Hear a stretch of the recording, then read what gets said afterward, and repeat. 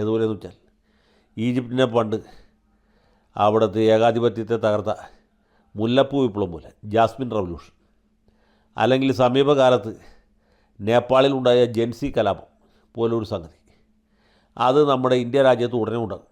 അത് പാറ്റ വിപ്ലവം അഥവാ കോക്രോച്ച് റവല്യൂഷൻ ആയിരിക്കും എന്നാണ് ഇവരൊക്കെ വിചാരിച്ചത്. ആ പ്രത്യാശ കാര്യമായിട്ട് പങ്കുവച്ചത് ഒന്ന് ഈ CPI ML പോലെയുള്ള പാർട്ടികളും പ്രസ്ഥാനങ്ങളും, പിന്നെ അല്പാൽപമായിട്ട് SFI DYFI മുതലായ സംഘടനകളും, പിന്നെ പ്രത്യയശാസ്ത്ര തലത്തിൽ നമ്മുടെ രാഹുൽ ഗാന്ധിയും, പിന്നെ ജമാഅത്തെ ഇസ്ലാമി, പോപ്പുലർ ഫ്രണ്ട് മുതലായ വിപ്ലവ പ്രസ്ഥാനങ്ങൾ വരുന്നു.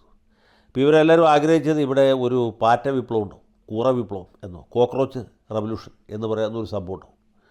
അതോടെ തൊഴിലില്ലാത്ത ചെറുപ്പക്കാരെല്ലാവരും തെരുവിലിറങ്ങി അതിഭയങ്കരമായി സമരിച്ചു. ആ ഒരു പ്രക്ഷോഭത്തിൻ്റെ ശക്തിയിലും അതിൻ്റെ ഒരു മാരകമായ പ്രഹരശേഷിയിലും പെട്ട് കേന്ദ്ര ഗവൺമെൻറ് ആടി ഉലയുകയും പിന്നെ വൈകാതെ നിലം പതിക്കുകയും ചെയ്യും. രാഹുൽ ഗാന്ധി ഇപ്പോഴും പറയുന്നത് ഒരു കൊല്ലത്തിനകത്ത് ഇന്ത്യയിൽ ഭരണമാറ്റം ഉണ്ടാവും എന്നാണ്. അത് സ്വാഭാവികമാണല്ലോ. നമ്മളിപ്പോൾ ബീഹാറിൽ വലിയ ഭരണമാറ്റം കണ്ടു, ബംഗാളിൽ കണ്ടു, തമിഴ്നാട്ടിൽ കണ്ടു, മറ്റ് പല സ്ഥലത്തും കണ്ടു. അപ്പോൾ ഭരണമാറ്റം ഉണ്ടാകുന്നുണ്ട്. എങ്ങനെയാണെന്നുള്ള കാര്യത്തിലേ സംശയമുള്ളൂ.